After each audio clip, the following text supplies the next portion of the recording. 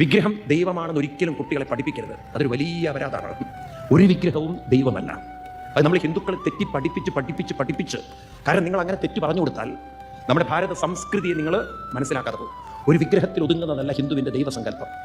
മനസ്സിലാവുണ്ടല്ലോ. നമുക്ക് ദൈവമില്ല, എന്തേ ഉള്ളൂ, ദൈവീകതയേ ഉള്ളൂ. അത് പറഞ്ഞു കൊടുക്കണം കുട്ടികൾക്ക്. ദൈവമില്ല. അമ്പലങ്ങളിലൊക്കെ പോകുന്നത് ആ വിഗ്രഹം എന്ന് പറയുന്നത് ഒരു ഗുരുസ്ഥാനമാണ്. ആരാണ്? ഒരു ഗുരുവാണ്. ശിവൻ ഗുരുവാണ്. ഗുരുവിനെ ഏത് ഗുരു? അറിവിൻ്റെ ഗുരുക്കന്മാരാണ് ഇവരൊക്കെ. അതുകൊണ്ടാണ് ദക്ഷിണാമൂർത്തി സങ്കല്പങ്ങൾ. കൃഷ്ണം വന്ദേ പറയൂ ജഗദ്ഗുരു. സരസ്വതി അറിവിൻ്റെ ഗുരുവാണ്. ലക്ഷ്മി സമ്പത്തിന്റെ ഗുരുവാണ്. ഒക്കെ ഗുരുക്കന്മാരാണ്. അതല്ലേ ഗുരുർ ബ്രഹ്മ, ദൈവം ബ്രഹ്മ, ദൈവം വിഷ്ണു എന്നാണ് എഴുതി വെച്ചത്. ആണോ? എന്താ എഴുതി വെച്ചത്? ഗുരുർ ബ്രഹ്മ, ഗുരുർ വിഷ്ണു, ഗുരുർ ദേവോ മഹേശ്വര, ഗുരു സാക്ഷാൽ പരം ബ്രഹ്മ തസ്മൈ ശ്രീ ഗുരവേ നമഃ. നമ്മൾ ഹിന്ദുക്കളിൽ മാറി വരണം.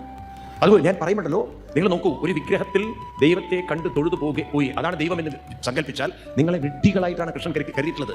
നിങ്ങളെ മന്ദന്മാരായിട്ടാണ് കരുതിയിട്ടുള്ളത്. മനസ്സിലാവുണ്ടല്ലോ. ഇതാണ് ഭഗവത്ഗീതയിലെ 7:24 ശ്ലോകം. പറഞ്ഞു കൊടുക്കൂ കുട്ടികൾക്ക്. അവ്യക്തം മാം അവ്യക്തം. ഞാൻ നിങ്ങളിൽ അന്തരാത്മാവായിരിക്കുന്ന എന്നെ നിങ്ങളത് മറന്ന് ഒരു വ്യക്തിമന്യന്തേ വ്യക്തിയായി നിങ്ങൾ കാണുന്നുവെങ്കിൽ ബുദ്ധിയില്ലാത്തവരാണ്.